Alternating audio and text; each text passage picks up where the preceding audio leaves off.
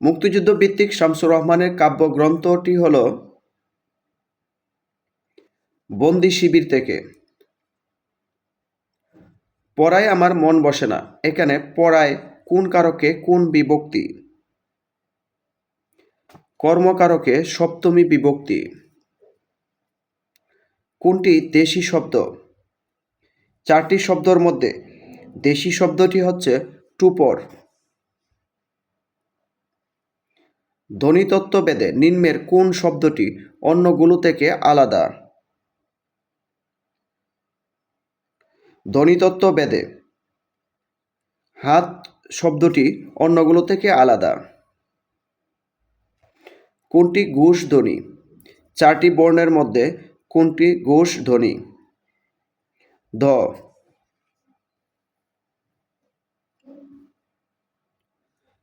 আক সাধিত শব্দটির সংস্কৃত ধাতু কোনটি? আক সাধিত শব্দটির সংস্কৃত ধাতু হচ্ছে অঙ্কন। পুষ্প সৌরভ কোন সমাসের উদাহরণ? পুষ্প সৌরভ হচ্ছে ষষ্ঠী তৎপুরুষ সমাস।